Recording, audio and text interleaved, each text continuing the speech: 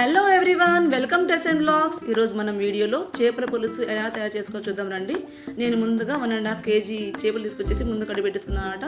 ఇప్పుడు నేను main ingredients చెప్తున్నాను. 1 టేబుల్ స్పూన్ కొబ్బరి పౌడర్, మిరియాలు వచ్చేసి 10 to 15 తీసుకున్నాను, ధనియాలు వచ్చేసి 1 టేబుల్ స్పూన్ తీసుకున్నాను.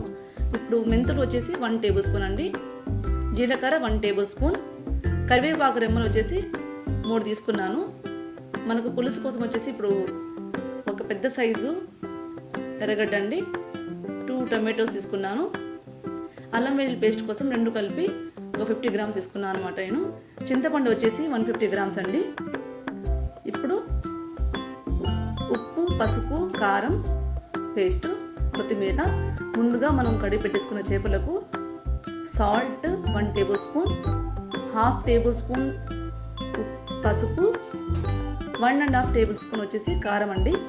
ముందుగా మనం ఇలా కలిపి పెట్టేసుకుంటే చేప ముక్క మెత్తపడకుండా గట్టిగా ఉంటుంది.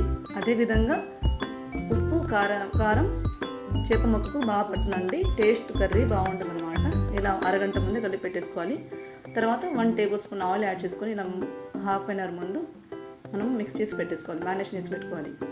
తర్వాత స్టవ్ ఆన్ చేసి లో ఫ్లేమ్లో స్టవ్ ఆన్ చేసి కడాయి పెట్టేసుకొని ముందుగా మనం తీసుకున్న ఇంగ్రీడియంట్స్ వచ్చేసి జీలకర్ర, మిరియాలు, ధనియాలు, మెంతులు, కరివేపాకు, ఇవన్నీ లో ఫ్లేమ్లో పెట్టేసుకొని మనము డ్రై రోస్ట్ చేసుకోవాలండి. ఇదే మెయిన్ ఇంగ్రీడియంట్ అనమాట మనకు చేపల పులుసుకు. సో ఇలా డ్రై రోస్ట్ అవ్వగానే మనము మిక్సీ జార్ తీసేసుకొని వాటితో పాటు 1 టేబుల్ స్పూన్ కొబ్బరి పౌడర్ కూడా యాడ్ చేసుకొని మిక్సీ పట్టేసుకొని పక్కన పెట్టేసుకోండి. ఇప్పుడు చింతపండును నానబెట్టేసుకోండి. ఇదంతా హాఫ్ అన్ అవర్ ముందే జరగాలండి ప్రాసెస్. ఇప్పుడు స్టవ్ ఆన్ చేసి కడాయి పెట్టేసుకొని లో ఫ్లేమ్లో పెట్టండి. స్టవ్ వచ్చేసి 100 grams ఆయిల్ యాడ్ చేసుకున్నాను అండి. ఆయిల్ వేడెక్కే లోపు నేను వచ్చేసి ముందుగా తీసుకున్న ఆనియన్ కట్ చేసి పెట్టుకున్నాను, కరివేపాకు ప్లస్ టొమాటోలు కట్ చేసి పెట్టుకున్నాను. ఇప్పుడు ముందుగా మనం మిక్స్ చేసి పెట్టుకున్న మెయిన్ పౌడర్ని వచ్చేసి నేను ఇలా రెడీగా పెట్టేసుకున్నాను అండి.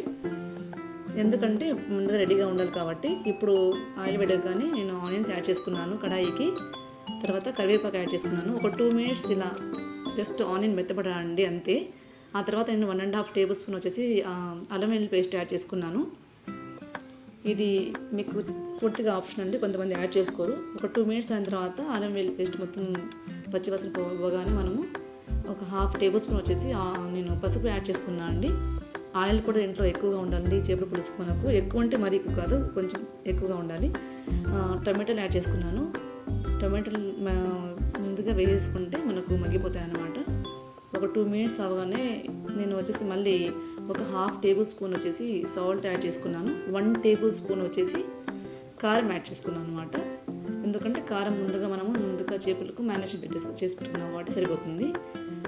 ఇప్పుడు తర్వాత మూత పెట్టేసి ఒక 2 minutes ఆగాయండి, మొత్తం టమాటో మెత్తబడే వరకు. ఎందుకంటే ఇలా మెత్తబడగానే మనము ముందుగా కలిపెట్టుకున్న పులుసును మిక్స్ చేసి పెట్టుకోవాలి. ఇదంతా లో ఫ్లేమ్లో పెట్టుకుని చేయండి.